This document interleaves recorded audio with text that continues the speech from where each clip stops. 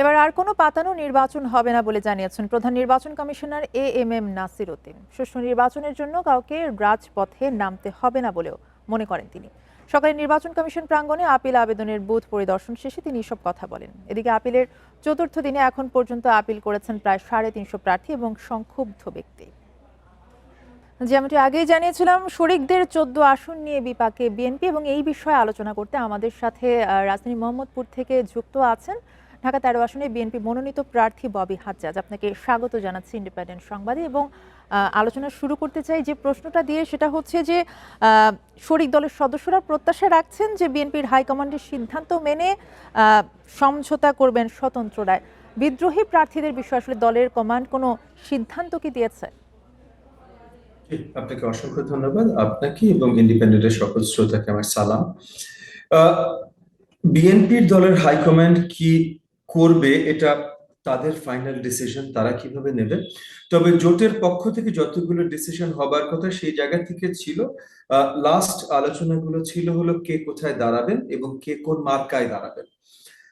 এরপর দেখেন, বাংলাদেশের রাজনীতিতে স্বতন্ত্র প্রার্থীরা যে কোনো সময় দাঁড়িয়ে যেতে পারে এবং আমরা এর আগেও এটা এই 2026-এ যে নির্বাচন হতে যাচ্ছে, এটা প্রথমবার না বাংলাদেশের রাজনীতির ইতিহাসে প্রত্যেকটা নির্বাচনে স্পেশালি বড় দলের বাট সব দলেরই মোটামুটি কিছু আপনার বিদ্রোহী প্রার্থী দাঁড়িয়ে যায়। এবং এখানে আমরা মোস্ট অফটেন আমরা যেই পলিসিটা দেখি ওই দলগুলো নিচ্ছেন, সেটা হলো বহিষ্কার করা।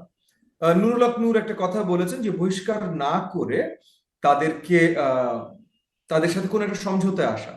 এখন সমঝোতে আসতে হলে সেটা জোটের সমঝোতা একভাবে হবে, দলের সমঝোতা আরেকভাবে হবে।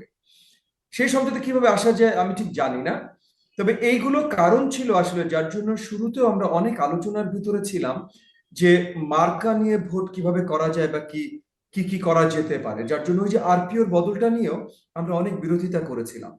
এই এই জায়গাগুলোতেই এই এই অপরিষ্কার এই অস্বচ্ছতাটা তৈরি হয় যে আমরা জোটে যাই কারণ জোটের কিছু সুবিধা পাবার জন্য।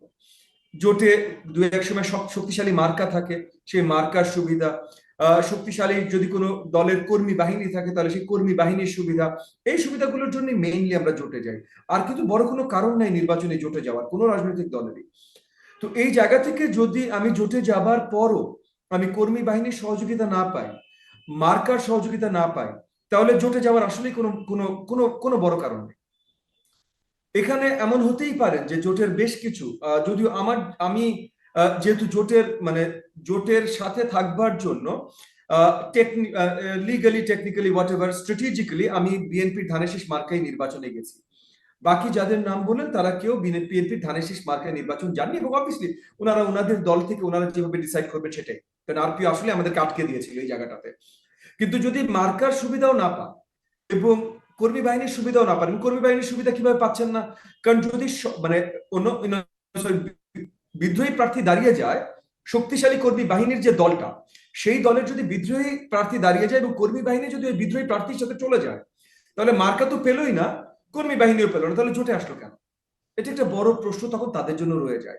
এই মুশকিলগুলো তৈরি হওয়ার প্রথম উৎপত্তি হলো যে আরপিওতে যে বদলটা এনেছে সেখান থেকে।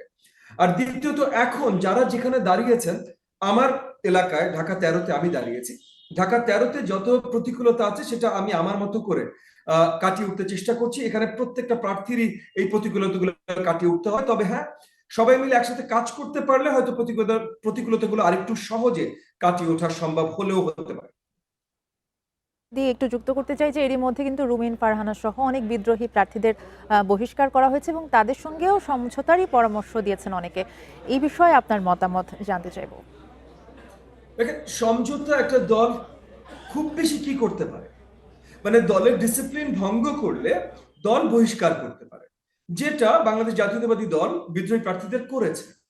কিন্তু বহিষ্কার করার পর মেইন প্রবলেমটা আপনি দেখেন যে যারা আমাদের আমাদের জোটের শরিক, আমার বন্ধু প্রতিম যারা আজকে এই ঝামেলাগুলো ফেস করছে, ঝামেলাগুলো ফেস করার একটা বড় কারণ হলো যে ওই বিদ্রোহী প্রার্থীগুলো ওই দলের কর্মী বাহিনীকে সাথে নিয়ে গেছে। তো দলের কর্মী বাহিনী ফেরত আসতে পারে, তো এই বিদ্রোহী প্রার্থীর সাথে সমঝোতা থেকে এই কর্মী বাহিনী কিভাবে ফেরত আনা যায়, এই দিকে যদি আরেকটু বেশি নজর দেওয়া যায় তাহলে হয়তো ভালো কিছু হতে পারে। কিন্তু ওই যে এখানে প্রথমেই কিন্তু আটকেছে ওই আরপিওতে। কারণ যদি মার্কাটা থাকতো, সাপোজ নুরুল হক নূর যদি জোটের মার্কা হিসেবে, যেমন আমি স্ট্র্যাটেজিক্যালি তবুও আমি ধানের শীষ নিয়েছি, নুরুল হক নূর বা জুনায়েদ সাকি বা সাইফুল হক ওনারা এটা নেননি। তো ওনারা যদি এই টেকনিক্যালিটিটা এরকম করতেন এবং মার্কেটে ওনারা আসতো, তাহলে একটা মানে একটা শক্ত সম্ভাবনা ছিল যে বিদ্রোহী প্রার্থী ওই মার্কার বিরুদ্ধে কর্মী বাহিনী নিয়ে যেতে পারতেন না। সো ওই যে ওই স্ট্র্যাটেজিক মিস্টেক একটা তো শুরুতে হয়ে গেছে। এখন এটার মেকআপ কিভাবে করা যেতে পারে সেটা আরো বৃহত্তর আলোচনার দরকার আছে। ওই প্রার্থীর সাথে হয়তো সমঝোতে আসার থেকে কর্মী বাহিনীকে ফেরত আসা, কারণ মূল লক্ষ্যটা কি? কর্মী বাহিনী ফেরত আনা।